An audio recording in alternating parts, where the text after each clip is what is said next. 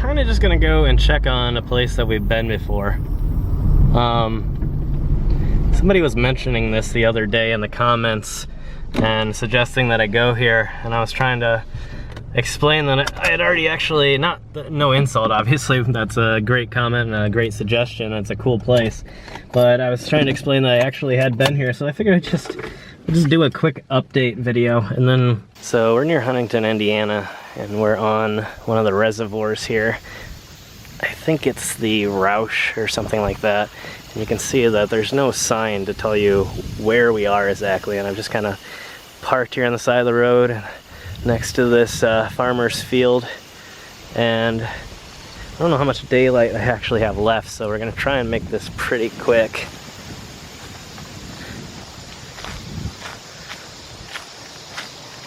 There's already people behind me. Well, this is kind of interesting. I forgot that this was actually here. There is some parts of this place that are used by farmers, although it is public property, and I know 100% it is because I checked before I went here. But it's kind of weird that it might have been that. No, I don't think that was that same person that slowed down earlier. But anyway, if we keep walking back here, there is a little tiny cemetery, and I really have been trying not to do as many of these places as I have been in the past. I wanted to break back into the Ghost Town series, which is actually why I'm here today. But here we are at the sign. You can see this place was actually started right before the Civil War began. And the fence line is just over here. And it's been a long time since we've been to this place, but it still seems to be in fairly decent condition. I figured that it might be an interesting one to explore again, just to kind of get out there again and get on the road. And I believe we were doing some research in this area as to how far it actually went into the brush, because you can see that the private property marker actually goes way back there. And so last time we went back there exploring, trying to find headstones that potentially had gotten forgotten over the course of time. So let's take a look around again. Maybe we'll hit a few more areas and try and go down by the hillside here and see, because the reservoir behind me here, this is the one we've explored several times to look at different pieces of Monument City. And of course it's a really steep drop off down this way into the reservoir, so I might go ahead and check around and see maybe if some things have slipped down over time.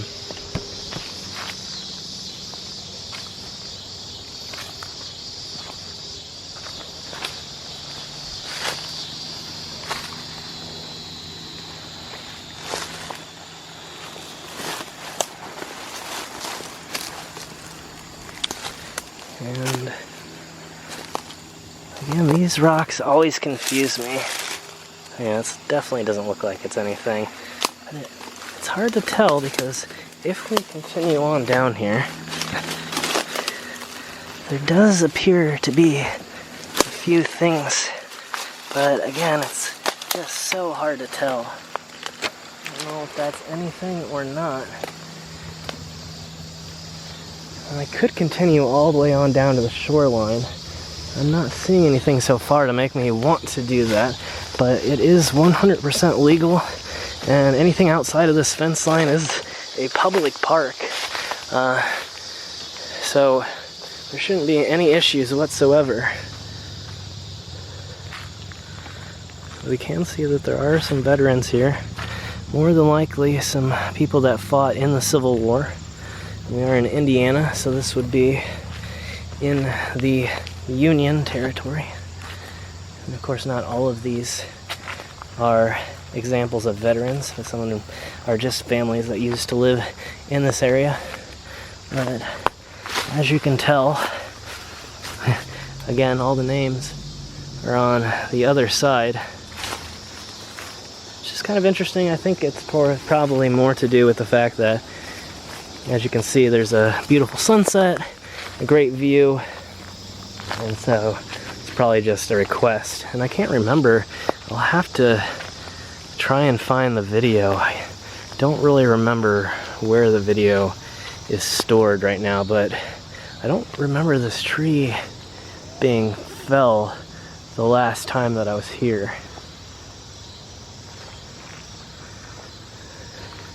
And it does look like it's just rotted out and fallen under its own weight.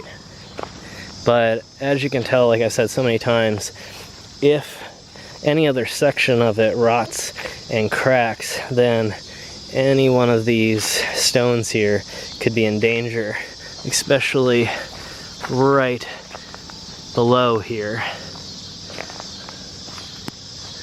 So this stone right here, and maybe even the one right next to it, would be completely destroyed.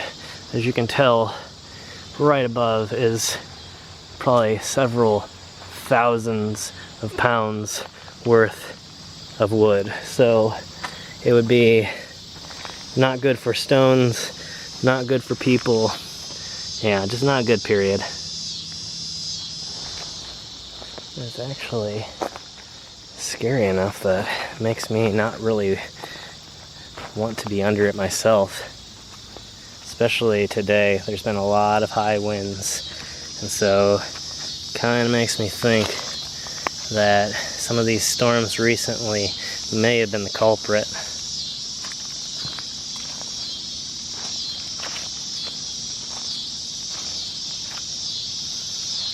Just overall a really cool place though. You can tell why it was used in this manner. It's incredibly beautiful. And just an interesting place, and the fact that it's so secluded and there's literally no signs until you walk almost all the way back in the woods to where it opens up. So most people drive by it, and I mean very few people probably drive down that road anyway unless they're associated with the farms or the houses down there. But I mean, even then, a lot of people probably drive by and just never realize this is here.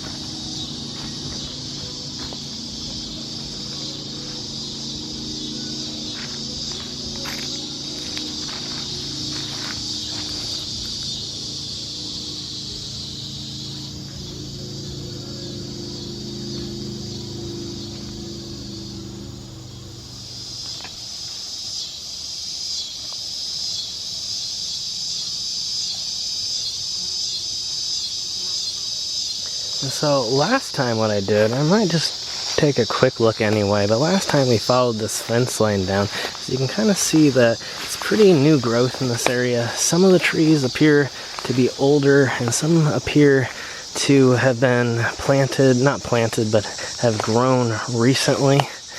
And so you can see that either this place was intended originally to be a lot bigger. As you can see, the fence line ends right there and then starts in this way. But there doesn't seem to be anything here whatsoever. No stones, no signs of a foundation as if it used to be a church. No real indication of why it's marked, other than there's a very large dog over there somewhere. Other than the thought that maybe it was intended to be larger, intended to be used for longer, because obviously when you look around, there's nothing new here at all.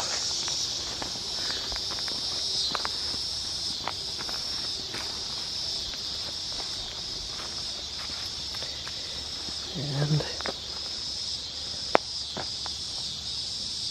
that might honestly be my cue to leave, because I'm pretty sure I know where those dogs come from, and I don't think that they're unfriendly, but there was a farm down the bend a little ways, and one of the times that I came by here, the dogs were just free to roam, and they were running out in the woods and in the fields, and were trying to chase cars, including my car. So I'm just not sure how comfortable I am with knowing that they're now out. Oh wow, there's definite signs of four-wheelers or some sort of vehicle that's been driving through this area. You can see that they kind of did a circle around here. I don't know.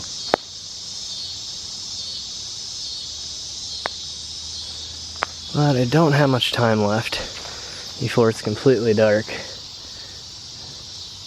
But again, I thought it'd be kind of an interesting idea to come out here and just see how it's been doing, see how it's fared, and gives us kind of an interesting metric to look at when we're trying to see, you know, how these places survive from year to year. And I think it's been about 2 years, 3 years since I've been here.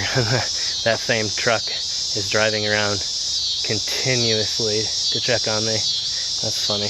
But another scary thing about being back here in the woods, especially around this area, you can see the back of this sign here has been hit 3 different times with bullets, and most likely coming from this direction. So that means that somebody was just probably literally standing in this old graveyard taking pot shots at the sign. And you can see on the other side where they have almost pierced but not quite. Makes me wonder if you could actually take a metal detector and maybe even find the remnants in the soil below. They're kind of interesting, and just another place, or another reason that this place sometimes makes me a little bit nervous. So I haven't really seen anybody else out here though, and it appears that maybe, I don't know, I guess those people could be checking on their beehives. Maybe that belongs to them.